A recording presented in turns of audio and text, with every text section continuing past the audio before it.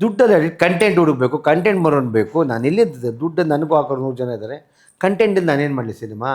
ಈಗ ರಾಜಣ್ಣವರು ಶಿವರಾಜ್ ಕುಮಾರು ಪುನೀತ್ಗೆಲ್ಲ ಏನು ಹೇಳ್ಕೊಡ್ತಾರೆ, ಸಿನಿಮಾ ನಮ್ಮ ಕೂಡ ಅನ್ನ, ಅದನ್ನ ಎಷ್ಟು ಗೌರವಿಸಿ ಅಷ್ಟು ಹತ್ರಕ್ಕೆ ಬೀಳ್ತೀಯ. ನಮ್ಮ ಪ್ರಶಾಂತ್ ನೀಲಿ ಹ್ಯಾಟ್ಸ್ ಆಫ್. ಏನು ಹುಡುಗ ಒಂದು ದಿನ ಮಾತಾಡಲಿಲ್ಲ, ಹ್ಯಾಟ್ಸ್ ಆಫ್. ಯೋಚನೆ ಮಾಡ್ತಾರೆ, ನಗ್ತಾ ಇರ್ತಾರೆ. ನಿಮ್ಮ ಮಗ ಇವತ್ತು ತುಂಬ ಚೆನ್ನಾಗಿ ಮಾತಾಡಿದರು ಸರ್. ಅಂದರೆ ನೀವು ಆವಾಗಲೇ ಒಂದು ಮಾತು ಹೇಳಿದ್ರಿ, 50 ಸಿನಿಮಾ ಮಾಡಿರೋಂಥ ನಿರ್ಮಾಪಕರ ಬೇಕಾದ್ರೆ ಏನಿಲ್ಲ, ಬಟ್ ಒಂದು ಹೊಸಬನ ಥರ ಯಾರೊಬ್ಬರು ಅವಕಾಶ ಕೇಳ್ಕೊಂಡು ಬಂದಿದ್ದ ಥರ ನಾನು ನಿಂತ್ಕೋಬೇಕು ಅನ್ನೋ ಒಂದು ಛಲ, ಮತ್ತು ನನಗೆ ಇಷ್ಟ ಆಗೋ ಥರದ್ದೇನೋ ಮಾಡಬೇಕು, ನಾನು ನಿಂತ್ಕೊಬೇಕು, ಅದು ನನ್ನ ಶ್ರಮ, ನಮ್ಮ ಅಪ್ಪ ಹೆಸರೇನೇ ಇರಲಿ, ನಮ್ಮ ಅಪ್ಪ ಏನೇ, ಅದೊಂದು ಮನಸ್ಥಿತಿ ಬರುತ್ತಲ್ಲ, ಅದು ಸುಮ್ಮನೆ ಬರಲ್ಲ. ಅಂದರೆ ನೀವು ಬೆಳೆಸಿರೋ ರೀತಿನೂ ಗೊತ್ತಾಗ್ತಿದೆ ಅಲ್ಲಿ. ಇಲ್ಲ, ಅವ್ನು ಇವತ್ತು ನಾನು ತುಂಬ ಸ್ಟ್ರಿಕ್ಟಲ್ಲಿ ಇಟ್ಟಿರ್ತೀನಿ.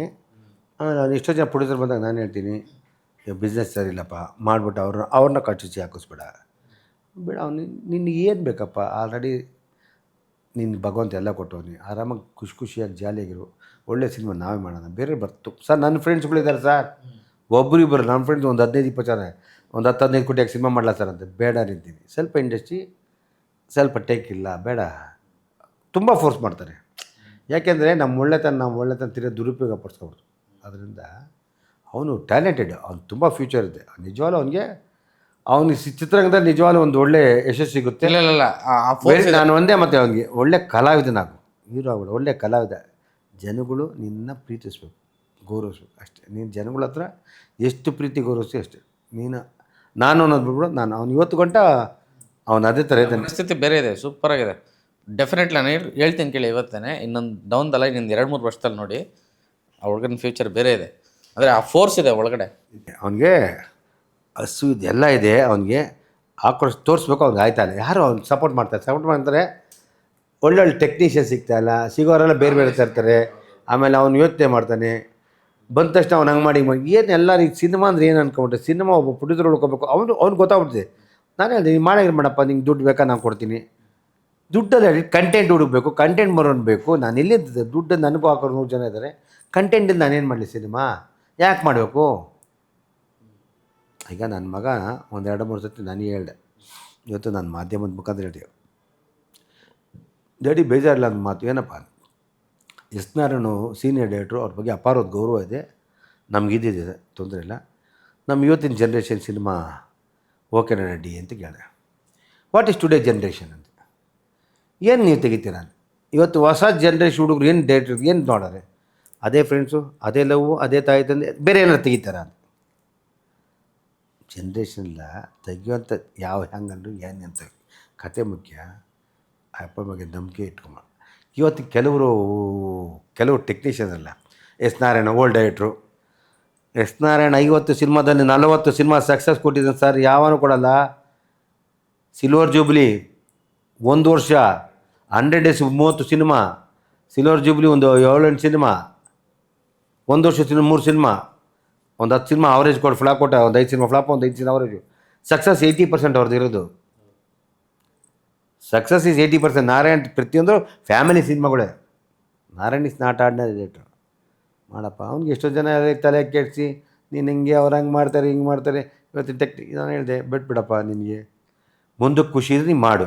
ಇವಾಗ ನಾವು ಮಾಡಿದ್ರೆ ಅವ್ರು ಏನು ಹೇಳ್ತಾರೆ ನೀನು ಕೇಳ್ಕೊಂಡು ಹೋಗೋದೇ. ಮತ್ತು ನಿರ್ದೇಶಕರು ಏನು ಹೇಳ್ತಾರೆ ಅದು ಕೇಳೋದು ನಿನ್ನ ಕರ್ತವ್ಯ. ಇನ್ನೊಬ್ಬ ಕಲಾವಿದ, ನಾನು ಕಾಸು ಕೊಟ್ಬಿಡ್ತೆ ಅವ್ನಿಗೂ ಅಷ್ಟೇ. ಮಗ ನಾನು ಕಾಸು ವಿಷಯದಲ್ಲಿ ನೋ ಕಾಂಪ್ರಮೈಸ್. ಯಾರೋ ಮೊನ್ನೆ ಹಾಕಿದ್ರು, ಅಲ್ಲೂ ಅರ್ಜುನ್ ಅವ್ರ ಫಾದರ್ದು. ಅವ್ರು ದುಡ್ಡು ಕೊಟ್ಬಿಡ್ದೆ. ನಾನು ಇದಕ್ಕಿಂತ ಅಲ್ಲ, ಅದು ನನಗೆ ಗೊತ್ತೇ ಇರಲಿಲ್ಲ, ಅವ್ರು ಹಾಕೋದ ಮೇಲೆ ಗೊತ್ತಾಯ್ತು. ಮಗ ಆದರೂ ಮನೆ ಒಳಗೆ ಮಗ, ಅವ್ನು ಕಲಾವಿದ. ಈಗ ಬೇರೆಯವ್ರು ಬಂದು ದುಡ್ಡು ಕೊಡ್ತಾರೆ, ನಾವ್ಯಾಕೆ ಅದಕ್ಕಿಂತ ಬೇರೆಯವ್ರಿಗೆ ಒಂದು 5 ಲಕ್ಷ ಕಮ್ಮಿ ಕೊಡ್ರಪ್ಪ ಅಂತೇಳಿ. ಆಮೇಲೆ ಅದು ಮನೇಲಿ ಮಗನ ಥರ ನೋಡ್ತೀವಿ. ಸಿನಿಮಾ ಶೂಟಿಂಗು ನಾವು ಕಲಾವಿದ ಅಂತ ಪ್ರೀತಿಸ್ತೀವಿ. ಯಾಕಂದರೆ ಏನೇ ಆದ್ರೂ ಸಿನಿಮಾನ ಗೌರವಿಸು, ಪ್ರೀತಿಸು. ಈಗ ರಾಜಣ್ಣವರು ಶಿವರಾಜ್ ಕುಮಾರು ಪುನೀತ್ಗೆಲ್ಲ ಏನು ಹೇಳ್ಕೊಡ್ತಾರೆ, ಸಿನಿಮಾ ನಮ್ಮ ಕೂಡ ಅನ್ನ, ಅದನ್ನು ಎಷ್ಟು ಗೌರವಿಸಿ ಅಷ್ಟು ಹತ್ರಕ್ಕೆ ಬೆಳಿತೀಯ. ನೀನು ಯಾವಾಗ ಗೌರವ ಹೆಚ್ಚು ಇರುತ್ತೆ, ನೀನು ಅಷ್ಟು ಹತ್ರ ಬೆಳಿತೀಯ. ನೀನು ಯಾವಾಗ ದೂರ ಕರ್ತೀಯ, ನೀನು ಅದೇ ಹಂಗೇ ಕಮ್ಮಿ ಮಾಡ್ತೀವಿ ಅಲ್ವಾ. ಇವತ್ತು ಬೇರೆ ಯಾರು ಬೇಡ, ನಮ್ಮ ಯಾರು ಫೋನ್ ಎತ್ತ, ನಮಗಂತೂ ಫೋನ್ ಎತ್ತ ತಕ್ಷಣ ಹಣ ಅಂತಾರೆ, ಮಾಡಲ್ಲ, ಆಮೇಲೆ ಮಾಡ್ತಾರೆ. ಇವತ್ತು ಅವ್ನು ಬೆಳೆದಿರೋ ಖುಷಿಗೆ ಹ್ಯಾಟ್ಸ್ ಆಫ್. ಇವತ್ತು ಬೆಳಿಬೇಕು, ಆ ಥರ ನಮ್ಮೆಲ್ಲ ಕಲಾವಿದ್ರು ಬೆಳೀಲಿ. ಇವತ್ತೆಲ್ಲರಿಗೂ ಪೊಟೆನ್ಷಿಯಲ್ ಇದೆ. ಇವತ್ತು ಆ ಪ್ರೊಟೆಕ್ಷನ್ನು ಯಶ್ ಅವ್ರಿಗಿದೆ, ಸುದೀಪ್ ಅವ್ರಿಗಿದೆ, ದರ್ಶನ್ಗಿದೆ, ನಮ್ಮ ವಿಜಯ್ಗಿದೆ, ಉಪೇಂದ್ರಗಿದೆ, ಶಿವಣ್ಣ ಆಲ್ರೆಡಿ ಬಿಟ್ಟು ಇವೆಲ್ಲ ಮಾಡಿಬಿಟ್ಟಾರೆ. ತುಂಬ ಜನ ಹೊಸ ಹುಡುಗರಿದೆ. ಅಂದರೆ ಹೊಸ ಹುಡುಗರು ಪ್ರೋತ್ಸಾಹಿಸಿ ನೀವೆಲ್ಲ ಟೆಕ್ನಿಷಿಯನ್ಗೆ ಬೆಳೆಸಿ, ನೀವೆಲ್ಲ ಬೆಳೆಸಿ ಒಳ್ಳೊಳ್ಳೆ ಸಿನಿಮಾ ಮಾಡಿ. ನೀವು ದೊಡ್ಡ ದೊಡ್ಡ ನಿರ್ದೇಶಕರಿದ್ದಾರಲ್ಲ, ತುಂಬ ಕ್ರಿಯಾಶೀಲ ನಿರ್ದೇಶಕ, ನೀವೆಲ್ಲ ಹೊಸ ಸಿನಿಮಾಗಳು ಹೊಸ ಪ್ರತಿಭೆಗೆ ಮಾಡಿ. ಪೊಲಿಟಿಕಲ್ದವ್ರು ನಿಮ್ಮನ್ನು ಅವರು ದಯವಿಟ್ಟು, ನಾನು ಅವ್ರನ್ನ ಪಾಪ ಬೈತಾ ಇಲ್ಲ, ಪೊಲಿಟಿಕಲ್ ದಯವಿಟ್ಟು ಅವ್ರಿಗೆ ನಿಮ್ಗೆ ದುಡ್ಡು ಕೊಡ್ಬೋದು, ಸಿನಿಮಾ ನಿಲ್ಸೋಕ್ಕಾಗಲ್ಲ. ಸಿನಿಮಾನ ಜನ ನೋಡೋದು ರೆಗ್ಯುಲರ್ದು ಅವ್ರಿಗೆ ನೋಡ್ತಾರೆ. ಅದರಿಂದ ನೀವು ದುಡ್ಡು ಆಸೆ ಬಿಟ್ಟು ನಿಮ್ಮ ವೃತ್ತಿನ ಕರೆಕ್ಟ್ ಬೆಲೆ ಕೊಟ್ಟರೆ ಗೆದ್ದೇ ಗೆಲ್ತೀರ. ಇವತ್ತಿಲ್ಲ ನಾಳೆ ಇನ್ನೊಂದು ರಾಜಮೌಳಿ ಥರ ಆಗ್ತೀರ. ನಮ್ಮ ಪ್ರಶಾಂತ್ ನೀಲಿ ಹ್ಯಾಟ್ಸ್ ಆಫ್. ಏನು ರೀ ಹುಡುಗ ಒಂದು ದಿನ ಮಾತಾಡಲಿಲ್ಲ, ಹ್ಯಾಟ್ಸ್ ಆಫ್. ಯೋಚನೆ ಮಾಡ್ತಾರೆ, ನಗ್ತಾ ಇರ್ತಾರೆ. ಇದು ರೀ ಜೀವನ. ಸಿನಿಮಾ ಮಾಡೋದು ಸರ್ ಆತ. ಪ್ರಶಾಂತ್ ನೀನು ಫಸ್ಟ್ ಪಿಕ್ಚರ್ ಮಾಡ್ತಾ ಶರಣ್ಯ ಪಿಕ್ಚರ್ ನಾನೇ ಕರೆದಿದ್ದೆ. ಎಷ್ಟು ದೊಡ್ಡ ಇಟ್ಟವ್ರಿಗೆ ಬಂದು ಮಾತ್ರ ಗೊತ್ತಾ, ಹ್ಯಾಟ್ಸ್ ಆಫ್ ಅವ್ರಿಗೆ. ಅಂಥ ಕಲಾವಿದರಿಗೆ, ಅಂಥ ಟೆಕ್ನಿಷಿಯನ್ ನಾನು ಯಾವತ್ತೂ ಗೌರವ ಕೊಡ್ತೀವಿ. ಇವತ್ತು ನಮ್ಮ ಅಂಬಾಳಿಯವರು ಅಷ್ಟೇ, ಎಲ್ಲರೂ ಒಂದು ದಿನ ನೋಡಿದ್ರೆ ಖಾಲಿ ಬಡ್ಕೆ ನಾವೇ ಕೆಲವು ಡಮ್ ಅಂತ ಮಾತಾಡ್ತೀವಿ. ಅವ್ರು ಒಂದು ದಿನ ಏನಾದ್ರು ಮಾಡಿದ್ದಾರೆ ನೋಡಲ್ಲ. ಅದೇ ಸಿನಿಮಾ. ಅವರೆಲ್ಲ ಈ ಥರ ಬೆಳಿಬೇಕು, ಸಂಸ್ಥೆಗಳು ಬೆಳಿಬೇಕು, ಒಳ್ಳೆ ಸಿನಿಮಾಗಳು ಬರಬೇಕು, ನಮ್ಮ ಜನತೆಗೆ ಒಳ್ಳೆ ಸಿನಿಮಾ, ಸೊಸೈಟಿ ಮೆಸೇಜ್ ಕೊಡೋ ಸಿನಿಮಾ ಆಗಬೇಕು ಅಂತ ನನ್ನ ಆಸೆ. ನಾವು ಒಳ್ಳೆ ಸಿನಿಮಾ ಮಾಡಿದ್ವಿ, 21 ಬಿಡುಗಡೆ ಮಾಡ್ತಾಯಿದ್ವಿ. ಎಲ್ಲರ ಪ್ರೋತ್ಸಾಹ ಇರುತ್ತೆ, ಗೆಲ್ಲಿಸ್ತೀರಾ ಅಂತ ಅಂದ್ಕೊಂಡಿದ್ವಿ. ಗೆಲ್ಲಿಸಲೇಬೇಕು ಅಂತ ನಾವು ನಿಮ್ಮನ್ನು ಮನವಿ ಕೂಡ ಮಾಡ್ತೀವಿ. ಚೆನ್ನಾಗಾಗುತ್ತೆ ಬಿಡಿ ಸರ್. ಅಂದರೆ ನೀವು ಯೂಶ್ವಲಿ ಮಾತಾಡಲ್ಲ, ಎಲ್ಲರೂ ಹಂಗೆ ಹೇಳ್ತಾ ಇದ್ದೀರಾ ಅಂತಂದರೆ ಅದರಲ್ಲಿ ಬೇರೆ ಆಮೇಲೆ ನಾನು ಸೋಲು ಗೆಲುವು ತುಂಬ ನೋಡ್ಬಿಟ್ಟಿದ್ದೀನಿ. ನಿಮ್ಗೆ ಇದೆಲ್ಲ ಲೆಕ್ಕನಿಲ್ಲ. ಅಂದರೆ ಇನ್ನೊಂದು ಸಿನಿಮಾ ಆಗುತ್ತೆ ಆ ಥರ. ಅಂದರೆ ನಾನು ನೋಡ್ದಂಗೆ ಯೂಶ್ವಲಿ ಪ್ರತಿ ಸಿನಿಮಾ, ಎಷ್ಟೋ ಸಿನಿಮಾಗಳು ನೀವು ಹೇಳಿದ್ರೆ ಇಲ್ಲ ಕಾಣೋ ಏನಿಲ್ಲ, ನೀವೇ ಹೇಳಿರೋದು ನಾನು ಕೇಳಿದ್ದೀನಿ. ಅವನು ನಮ್ಮ ಸಮರ್ಥ ಅಂತ ಒಬ್ಬ ನಿರ್ದೇಶಕ ಬಂದ. ಅವನು ಆ್ಯಕ್ಚುಲಿ ಅವಾಗ ಜಿ ಟಿ ವಿಲಿ ಕೆಲಸ ಮಾಡ್ತಿದ್ದ. ಅಣ್ಣ ದಿನ ಬೆಳಿಗ್ಗೆ ಕಾಫಿ ಕುಡಿಯೋಕೆ ಬರೋರು, ತುಂಬ ಅಚ್ಚುಕಟ್ಟು, ವಿದ್ಯಾವಂತ, ಬುದ್ಧಿವಂತ. ಅವನು ಜಿ ಟಿ ವಿಲಿ ಏನೋ ಸಂಬಂಧ ಏನೋ ಆಗಿದ್ದ, one of the chief Ed. ಅಣ್ಣ ನಾನು ಹಿಂಗೆ ಹಂಗೆ ಮಾಡ್ತೀವಿ, ತುಂಬ ಚೆನ್ನಾಗಿ ಒಂದು ಕತೆ ಐತೆ ಇಲ್ಲ ಅಣ್ಣ, ದಿಗಂತ ಇವ್ನು ಯಾರೋ ರಾಜುನೋ ಕೊಡಿ, ಯಾರನ್ನೋ ದಿಗಂತಿನೋ ಕೊಡಿ, ಏನು ಹೇಳಿದೆ, ಯಾರಿಗೆ ಮಾಡಿಕೊಟ್ಟೆ. 1.25 ಕೋಟಿ ರೂಪಾಯಿ ಬಡ್ಜೆಟ್ ಕೊಟ್ಟು ಮಾಡಿಕೊಟ್ಟಪ್ಪ. ಆ ಸಿನಿಮಾ ಸೋದ ತಕ್ಷಣ ಇವತ್ತು ಗಂಟೆ ಮಕ್ಕ ಇಲ್ಲ. ಇಂಥವ್ರನ್ನೇನು ಮಾಡಿ ಕೇಳಿ, ಕೃತಜ್ಞತೆ ಇಲ್ಲದ ಒಂದು ಜನ ಅಂತ ಹೇಳೋಕ್ಕೆ ಸಿನಿಮಾ ಒಂದು ಕೃತಜ್ಞತೆ. ಸರ್ ಹಿಂಗಾಗೋಯ್ತು, ನನ್ನ ನಂಬಿ ನೀವೇನೋ ಮಾಡಿದ್ರಿ, ಸಹಾಯ ಮಾಡಿದ್ರಿ, ಆಯ್ತು ಸರ್ ಏನಾದ್ರು ನಿಮಗೆ ನಮ್ಮ ಕಡೆಯಿಂದ ಏನಿದ್ರಿ, ಒಂದು ಕೃತಜ್ಞತೆ ಇಲ್ಲ. ಇಂಥ ನನ್ನ ಮಕ್ಕಳಿಗೆ ಇನ್ನೇನಾರು ಇನ್ನು ಸಿಕ್ಕರಿ ಇನ್ನೇನಂತ ಹೇಳಿ ಅಲ್ಲ. ಈ ಥರ ಕೃತಜ್ಞತೆ ಇಲ್ದವ್ರು ನಮ್ಮ ಹತ್ರ ಒಂದು 8 ಜನ ಆದರೆ ಇಲ್ಲ. ಈಗ ಸಿನಿಮಾ ಮಾಡೋದು ಗೆಲ್ಲೇಬೇಕು ಅಂತಿಲ್ಲ, ಪಾಪ ಇರಲಿ, ಸೋಲು ಗೆಲುವು ಅದಕ್ಕೆ ನಾವು ಹೊಣೆಯಲ್ಲ. ಏನೋ ನಾವು ತಪ್ಪು ಮಾಡಿರ್ತೀವಿ, ತಪ್ಪು ಅಂದರೆ ಅವ್ರ ಕತೆ ನಾವು ನೆಗ್ಲೆಕ್ಟ್ ಮಾಡಿವು. ಏನೋ ಪ್ರೀತಿಗೆ ಏನೋ ಖುಷಿಗೆ ಅವ್ರಿಗೆ ಒಳ್ಳೇದಾಗಲಿ ಅಂತಲೋ, ನಮ್ಗೆ ಒಳ್ಳೇದಾಗುತ್ತೆ ಅಂತ ಪಾಪ ಅವ್ನ ಜೀವನನೂ ಹೋಗಲಿ, ನಮ್ಗೆ ಹಾಕಿ ದುಡ್ಡು ಬರ್ತದೆ, ನಾವೇನೋ ಒಂದು ಖುಷಿ ಮಾಡಿದ್ರೆ.